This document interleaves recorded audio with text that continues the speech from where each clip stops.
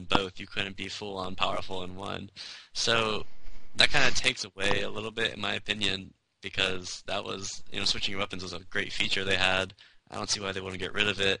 I understand, before you had your abilities laid out, so now essentially if you can switch your weapons, you will have even more abilities unlocked, and that is kind of breaking the game a little bit. But what if they made it in a PvP zone that you could only have so many builds across both toolbars? What if you in your second weapon, your second toolbar, for your melee you have this many abilities, and your other toolbar you have this many abilities, and they add up to be that total amount that you can have, so you don't have so many more abilities. And to even go further, to balance it out, they can have like a quick swap time and a cooldown between switching weapons. Not a very long cooldown, but enough that you would not want to switch weapons in a very clutch moment. Yeah, and I say that you should be able to switch weapons. They talked about wanting to plan ahead of time, and I think they can add in some of that, but make the planning ahead of time be you only get 2 weapon sets with you. You go with this weapon set, and you have the second weapon set. You don't get to have all 5 with you. You choose your 2 main weapon sets, and then you're allowed to switch them in the heat of the battle. Because part of the interesting fact, is responding to your situation. Do you need to switch to melee? Do you need to switch to range, depending on the situation? And that happens in other games, so we should be able to do it in this game when it comes to competitive things. Not everything should have to be plan ahead. Some things should have to be quick thinking and reactionary skills within the game itself. So what they bring up next.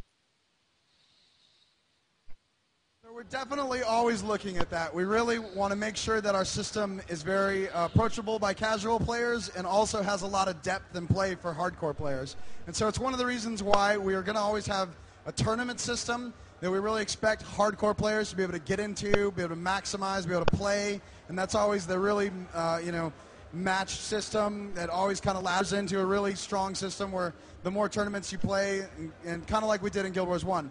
But then we always have the casual play where it's kind of easy to jump into, hot joinable, you're able to just play anytime, get in, have a game, jump out, just play all you want.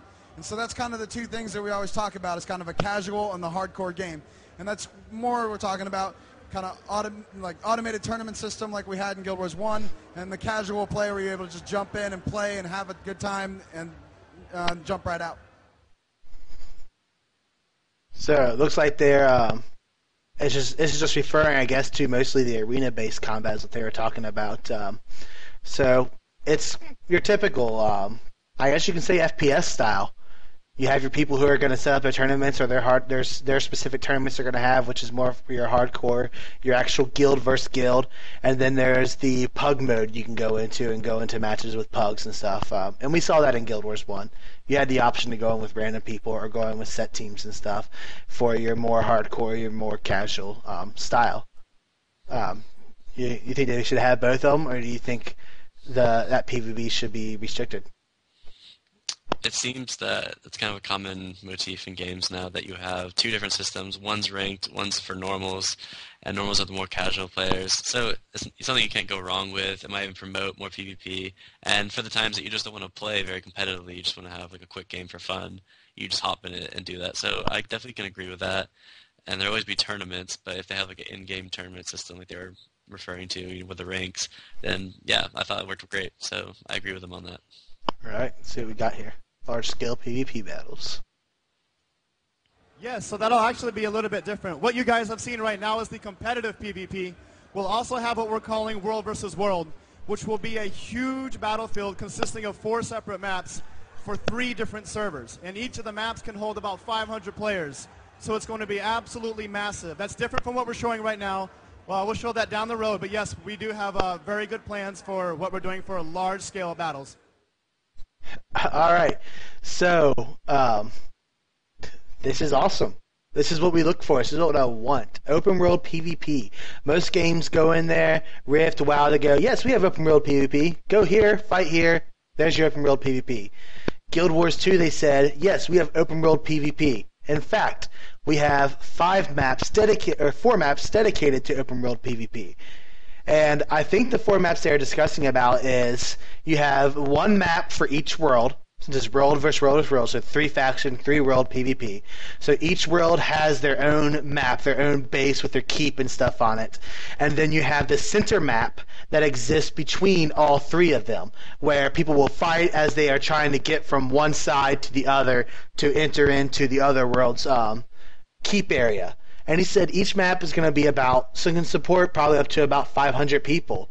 So we are looking at a war going on here between servers, between worlds, that is going to that can have about 2,000 players going in and out and switching between maps, fighting, killing, pushing, fighting, joining together to go against one faction, pushing against each other, trying to gain dominance in this world versus world versus world PvP situation. Do you think this is a smart way to do it, as opposed to interrupting your questing? It sounds fun, but also experiencing this, sometimes, it can happen by chance, but sometimes a server can have much better players than other servers. One server would be like more well known for being PvE, and the other one would be more PvP. And this can create some issues. I can totally see one server dominating almost every game, but it's just hard to say now. It could be much more balanced than I'm anticipating. But by chance, like you're going to end up with more PvPers on one server that enjoy that more and are better at it. So I'm not going to say anything more on it until it releases and I play it and everyone's level 80, and we'll see how that goes. But it definitely sounds fun. It's a huge battle. Well, I love it if I don't lag. I think the other way they solved this issue was simply through. They mentioned that obviously it's world versus world versus world, so it's no longer that one faction is too big and takes over the other faction the entire time, because the 2 can gang up on them. That's the whole thing with PvP. People have always said it needs to be 3 factions, not this stupid 2 faction stuff that exists. And hopefully the 3 faction helps solve that. The other thing is they said that the servers you are going against will change weekly. I believe they said weekly. It's either weekly or every 2 weeks.